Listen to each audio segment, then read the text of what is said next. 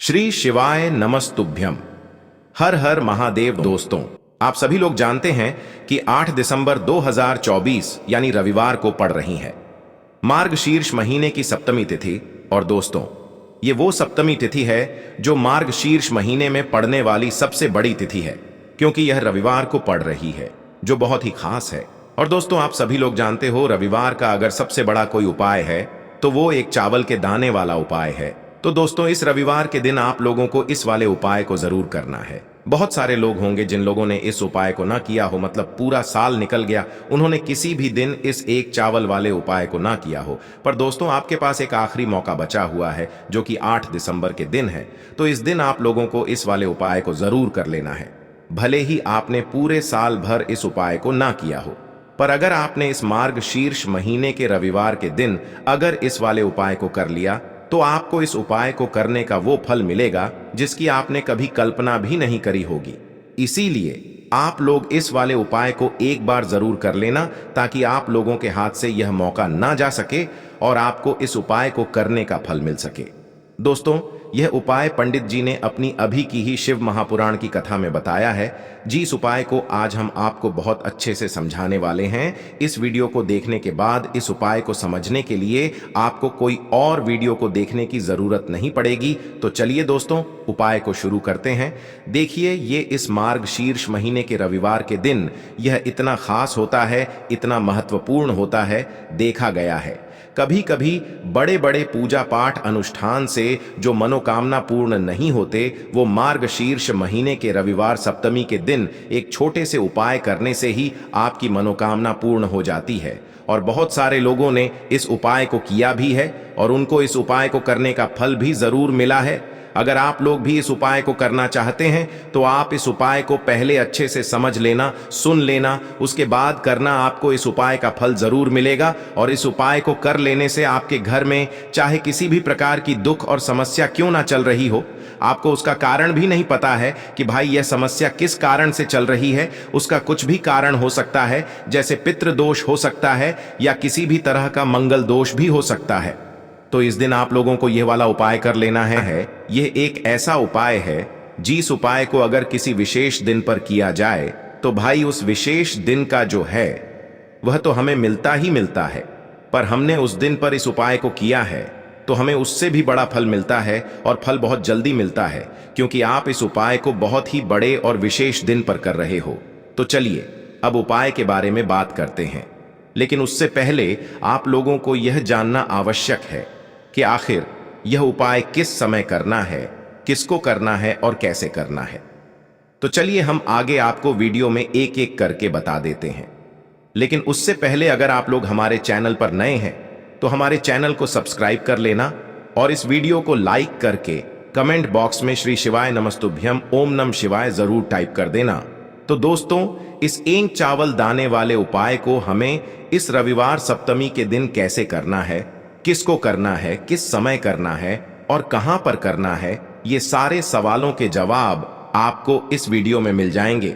और जो ये वीडियो देखेगा भाई, उसको एक चावल के दाने वाला उपाय जरूर करना चाहिए, क्योंकि इस दिन चावल का भी बहुत ही बड़ा और विशेष महत्व होता है।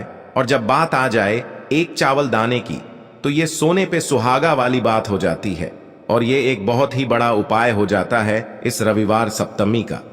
तो अब दोस्तों, इस एक चावल के दाने वाले उपाय को आखिर करना किसको है, सबसे पहले हम लोग वो बात जान लेते हैं। तो देखो, घर की जो बड़ी माताएं बहनें होती हैं, उन माताओं बहनों में से कोई भी एक बड़ी माता बहन इस वाले उपाय को कर सकती है। और दोस्तों, अगर आप चाहें तो अपने घर में से सभी सदस्यों को भी इस उपाय को करवा सकते हैं। अगर किसी व्यक्ति की खुद की कोई मनोकामना है, खुद की कोई दुख और परेशानी है जो कि वह अपने लिए ही करना चाहता है इस वाले उपाय को, तो वह खुद अपने लिए भी कर सकता है। बाकी अगर कोई घर में से ऐसा है जो कि अपने पूरे घर परिवार की सुख और शांति के लिए ये वाला उपाय करना चाहता है, तो भाई वह भी कर सकता है। उसमें भी कोई दिक्कत वाली बात नहीं है। कहने का मतलब ये है कि इस उपाय को हर एक सदस्य भी कर सकता है, और पूरे घर परिवार के सदस्य के लिए घर की बड़ी माताओं बहनों में से कोई एक माता बहन भी कर सकती है। माताएं बहनें अगर घर में उपस्थित न हो या वो यह वाला उपाय न कर पा रही हो, तो फिर घर का कोई बड़ा सदस्य भी इस एक चावल के दाने वाले उपाय को कर सकता है, चाहे फिर वह पुरुष ही क्यों ना हो। उसमें कोई भी दिक्कत वाली बात नहीं है। अब दोस्तों, इस एक चावल के दाने वाले उपाय को हमें करना कहां पर है? हमें इसे शिव जी के मंदिर में जाकर करना है। बहुत सारे लोग प्रश्न करते हैं, हर एक उपाय को करते समय क्या हम इस उपाय को घर पर कर सकते हैं? तो इस वाले उपाय को आप घर पर नहीं कर सकते हो। इस वाले उपाय को करने के लिए आपको शिव जी के मंदिर ही जाना पड़ेगा। उसके बाद में दोस्तों, जो अगला प्रश्न निकल कर आता है वो यह आता है इस उपाय को लेकर कि आखिर इस उपाय को हमें किस समय करना है? सुबह के समय करना है कि शाम के समय करना है? तो देखो, इस वाले उपाय को आप लोग सुबह के समय भी कर सकते हो और शाम के समय प्रदोष काल में भी कर सकते हो। अब अगर आप पूछो कि भाई सबसे उत्तम समय कौन सा रहेगा इस एक चावल के दाने वाले उपाय को करने का, तो हम आपसे बस यही कहेंगे कि इस उपाय को आप सुबह के समय करेंगे तो ज्यादा बेहतर होगा। बाकी अगर प्रदोष काल शाम के समय भी करेंगे तो भी अच्छा होगा, उसमें कोई भी दिक्कत वाली बात नहीं है। देखो, ये एक चावल वाला उपाय वीडियो के लास्ट में बताया है, वो उपाय आप जरूर करें। देखो, इस उपाय को आप सुबह से लेकर शाम तक कर सकते हैं। तो चलिए बरसते हैं उपाय की ओर। देखिए, इसके लिए आपको क्या करना है, एक काली मिर्च लेनी है। देखो, ध्यान से समझना, एक काली मिर्च लेनी है और ध्यान देना है कि काली मिर्च कहीं से भी खंडित नहीं होनी चाहिए। फिर इसके बाद आपको लेना है एक गोल बाती का दीपक। देखिए, दीपक आप चाहे तो माटी का ले ले, और यदि आपके पास माटी का दीपक नहीं है तो आप यह दीपक शुद्ध आटा लगा करके एक दीपक बना सकते हैं। बस आपको ध्यान देना है कि उस आटे में आपको नमक या हल्दी का प्रयोग नहीं करना है। ठीक है, तो आप एक बढ़िया सा दीपक बना लें और उस दीपक में गोल बाती लगा करके उस दीपक में आपको घी भरना है। देखो, गाय का शुद्ध घी आपको उस दीपक में भरना है। अब क्या करना है, आपको इन दोनों चीजों को लेकर चले जाना है।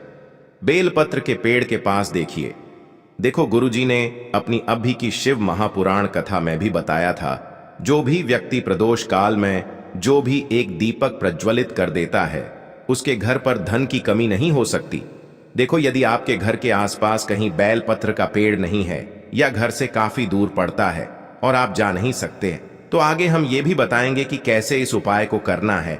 अगर बेलपत्र वृक्ष ना हो तो देखो, अब आपको प्रदोष काल में इन दोनों चीजों को लेकर चले जाए बेलपत्र के पेड़ के पास में। अब क्या करना है, सबसे पहले आपको उत्तर दिशा की ओर मुंह करके आपको खड़े हो जाना है और जो आप दीपक लेकर गए हैं उससे आपको बेलपत्र की जड़ में प्रज्वलित करना है। दीपक प्रज्वलित करने के बाद आपको एक काली मिर्च अपनी हथेली पर रखना है और बेलपत्र के पेड़ का आपको 5 बार परिक्रमा लगा लेना है।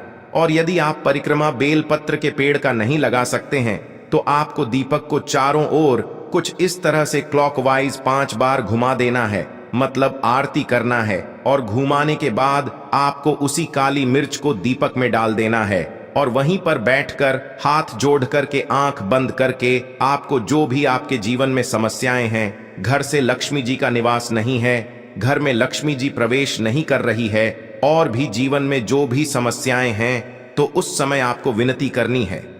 ठीक है, अब इसके बाद यदि आपके घर के आसपास कहीं बेलपत्री का पेड़ नहीं है तो आपको इन सब चीजों को लेकर चले जाना है शंकर जी के मंदिर में। और शिव जी के मंदिर पहुंचकर आपको क्या करना है, आपको इसी एक दीपक को आपको शंकर जी के मंदिर की जो चौखट होती है ना, वहां पर आपको इस दीपक को जलाना है और दीपक जलाते समय आपका मुख उत्तर दिशा की ओर होना चाहिए। दीपक जलाने के बाद आपको क्या करना है, एक काली मिर्च अपनी हथेली पर रखना है और आपके जीवन में जो भी समस्याएं हैं, चाहे वो समस्या परिवार को लेकर हो या फिर धन को लेकर हो, वो अपनी वह समस्या बोलनी है। और बोलने के बाद आप उसी काली मिर्च को दीपक में डाल देना है और आपकी कामना पूर्ण हो जाए, घर में लक्ष्मी जी का निवास हो, ऐसी कामना आपको कर लेनी है। देखिए, शंकर जी की मंदिर की जो चौखट होती है ना, उसमें 33 कोटि देवी देवता निवास करते हैं। यदि आप वहां पर दीपक जलाते हैं तो इससे भगवान शिव तो प्रसन्न होते ही है, साथ ही आपको 33 कोटि देवी देवताओं का आशीर्वाद प्राप्त होता है और वह सभी प्रसन्न होते हैं जिनकी आशीर्वाद से आपकी कामना 100% पूरी होती है। तो आप ये उपाय जरूर करिएगा। आप बहुत ही छोटा सा उपाय है, करके देखिएगा। देखिए, अब हम जान लेते हैं गुरु जी द्वारा बताए गए दूसरे उपाय के बारे में। इस उपाय के लिए आपको मात्र 2 लौंग लेनी होगी, यानी कि आपको लौंग का जोड़ा लेना है। 2 फूल वाली आपको लौंग लेनी है। लौंग का जोड़ा कहीं से भी खंडित नहीं होना चाहिए, इस बात का ध्यान रखें। इसी के साथ में आपको लेना होगा लाल चंदन का पाउडर। देखिए, यदि आपके पास लाल चंदन की लकड़ी है तो उसे घिसकर भी आप चंदन के रूप में प्रयोग कर सकते हैं। यदि पाउडर है तो उसका भी आप अपने उपाय के लिए प्रयोग कर सकते हैं। देखिए, चंदन जो है वो तेज का प्रतीक माना गया है और साथ ही साथ जीवन के अंधकार को दूर करने का प्रतीक माना गया है। अब इसी के साथ में आपको मात्र एक तांबे के पात्र के अंदर शुद्ध जल लेना होगा अपने घर से। अब दोस्तों, ये तीनों सामग्री लेकर के सीधे आपको पहुंच जाना होगा भगवान शिव के मंदिर में। देखिए, इसी के साथ में आपको एक गोल बाती का दीपक भी लेना होगा। दीपक आप मिट्टी का भी ले सकते हैं, शुद्ध घाटा मढ़कर उसका भी तैयार कर सकते हैं। और दीपक में आपको शुद्ध घी का प्रयोग करना है। लेकिन जैसे ही आप इन सभी सामग्रियों को मंदिर में लेकर के पहुंचेंगे, मंदिर में जैसे ही आप चौखट के वहां पर पहुंचेंगे तो मंदिर की चौखट के सीधे तरफ आप जो अपने साथ एक गोल बाती का दीपक लेकर के आए हैं उसे आपको सबसे पहले तो प्रज्वलित कर देना है। यानी कि जैसे ही आप मंदिर की चौखट के वहां पर प्रवेश करते हैं तो उसके सीधे तरफ आपको ये गोल बाती का दीपक प्रज्वलित कर देना है। अब देखिए, जैसे ही आप यह दीपक प्रज्वलित करेंगे तो आपकी जो भी मनोकामना है उससे आपको बोल देना है। आप इस दीपक को इस प्रकार से प्रज्वलित करने के बाद इन सभी सामग्रियों को आपको शिवलिंग के पास में लेकर पहुंच जाना है।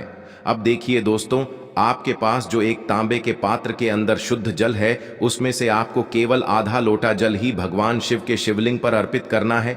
आधा लोटा जल आपको उसी पत्र के अंदर बचा लेना है। अब दोस्तों, आपके पास जो 2 लौंग हैं यानी कि लोग का जोड़ा है, उससे आपको अपना नाम और अपने गोत्र को बोलते हुए आपकी जो भी समस्या चल रही है, आपके जीवन में जो भी परेशानी उत्पन्न हो रही है, उन्हें आपको बोल देना है। और ये जो लौंग का जोड़ा है इसे आपको भगवान शिव के शिवलिंग पर अर्पित कर देना है। जैसे आप ये 2 लौंग शिवलिंग पर चढ़ाएंगे तो अपना हाथ जो है वहां पर आपको रखना है और महादेव से आपको प्रार्थना करनी है कि मेरे जीवन की ये जो परेशानियां हैं ये सभी दूर हो जाएं। यानी कि आपके जीवन में धन की संबंधित परेशानी चल रही है, कर्ज की समस्या चल रही है, बच्चों का पढ़ाई लिखाई में मन नहीं लग पा रहा है, घर के जो आर्थिक संकट है वह सभी दूर हो, व्यापार आपका ढंग से नहीं चल पा रहा है, घर में रोग की स्थिति बनी हुई है, यानी कि जिस भी प्रकार की आपकी समस्याएं हैं उसे आपको महादेव से बोल देना है और महादेव से इन सभी समस्याओं को दूर करने के लिए आपको प्रार्थना कर लेनी है।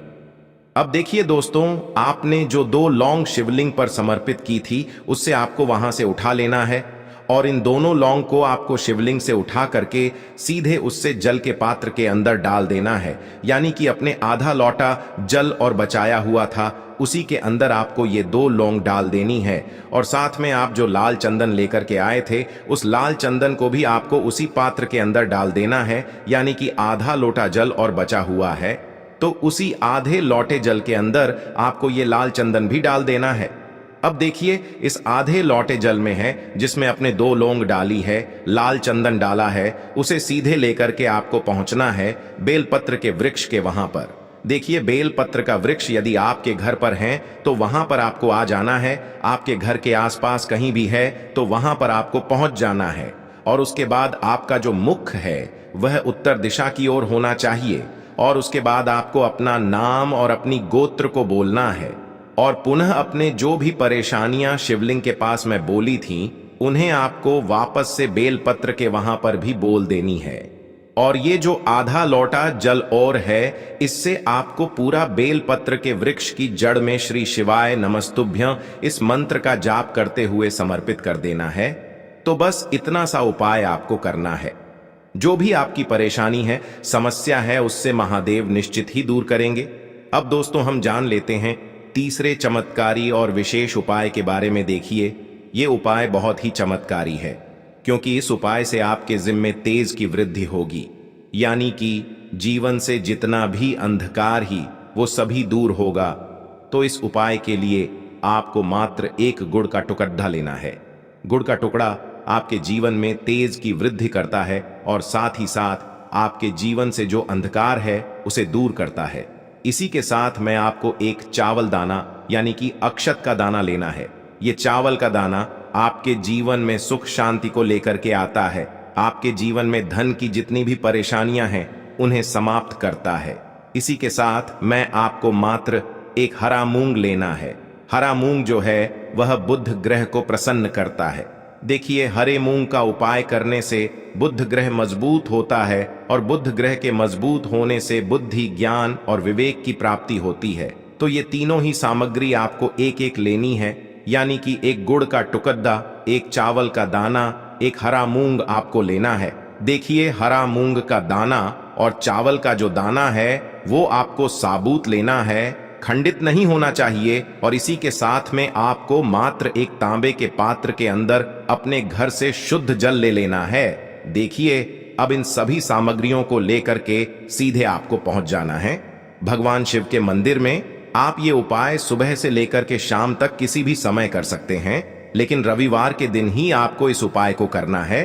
तो सबसे पहले तो ये जो एक गुड़ का टुकड़ा है, एक चावल का दाना है और एक हरा मूंग का दाना है, उन तीनों को आपको उस जल के पात्र के अंदर डाल देना है। लेकिन यह जो उपाय है आपके जीवन की सारी परेशानियों को दूर करने के लिए होता है, लेकिन विशेष मनोकामना तीनों सामग्रियों से ही आपकी परिपूर्ण हो जाती है। देखिए, यदि आपके जीवन तेज होगा तो सभी आपसे वार्तालाप करेंगे, सभी आपसे बात करेंगे और आपका जो मान सम्मान है वह बढ़ता है। और चावल का जो दाना है वह धन में वृद्धि करता है, मन की शांति के लिए होता है। और हरा मूंग जो है वो बुद्धि, ज्ञान और विवेक की प्राप्ति के लिए होता है।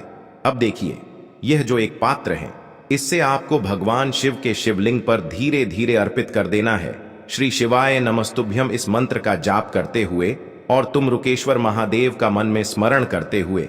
लेकिन तुम रुकेश्वर महादेव का स्मरण करने से यह जो उपाय है और अधिक प्रभावशाली हो जाता है। तो तुम रुकेश्वर महादेव का स्मरण करते हुए यह उपाय करने से आपके जीवन में जो भी अशांति है वह सभी दूर हो जाएगी। तो इस प्रकार से आपको यह सुंदर सा उपाय कर लेना है। इसके बाद बात करते हैं तीसरे उपाय की। देखो, ये उपाय बहुत ही अचूक उपाय है जो आपको करना है। देखो, इस उपाय के लिए आपको 2 दीपक लेने हैं। देखो, दोनों दीपक आपको मिट्टी के दीपक लेने हैं। उसके बाद आपको दोनों दीपक को प्रज्वलित करने के लिए आपको लंबी बाती लेनी है और ये दीपक घी और सरसों के तेल से दीपक प्रज्वलित करने हैं। ये सब लेने के बाद आपको लेना है एक कटोरी में कच्चा दूध थोड़ा सा लेना है। उसके बाद आपको लेना है एक लोटा जल। देखो, गुरुजी ने इस उपाय के लिए बताया है कि ये उपाय आपको प्रदोष काल में करना है। कहते हैं कि बेलपत्र के वृक्ष में प्रदोष काल के समय में महादेव वास करते हैं। उस समय हम कोई भी उपाय करते हैं तो उसका फल हमें अवश्य मिलता है। देखो, अब ये सब सामग्री लेकर आपको प्रदोष काल में चले जाना है बेलपत्र के वृक्ष के वहां पर। देखो, वहां पहुंच जाने के बाद आपको सबसे पहले बेलपत्र की जड़ में सबसे पहले वो दूध जो आप लाए हैं उसे समर्पित कर देना है। उसके बाद आपको जो एक लोटा जल जो आप लाए हैं वो आपको धीरे धीरे बेलपत्र की जड़ में समर्पित कर देना है। उसके बाद आप जो दीपक लाए हो, दोनों दीपक को आपको बेलपत्र की जड़, बेलपत्र की तरफ मुंह करके बाती का आपको एक दीपक घी का और एक दीपक तेल का प्रज्वलित कर देना है। और आपकी जो भी मनोकामनाएं हैं वो महादेव को बोलना है। देखो, गुरुजी ने कहा रविवार के दिन पर बेलपत्र की जड़ में दीपक प्रज्वलित कर देता है, महादेव उसकी सभी मनोकामना पूरी कर देते हैं। देखिए दोस्तों, आज के इस वीडियो में हमने आपको रविवार के दिन किए जाने वाले 3 बहुत ही सुंदर से उपाय बताए हैं। जो भी आपके लिए उचित है, सरल है, उसे आप कर सकते हैं। यदि उपाय से जुड़ा किसी भी प्रकार का सवाल है तो कमेंट में पूछ लें। उपाय को करते समय आप किसी भी प्रकार की गलतियां ना करें। अगर आपको हमारी वीडियो पसंद आए तो हमारे इस चैनल को सब्सक्राइब जरूर करें। हर हर महादेव। ओम नमः शिवाय।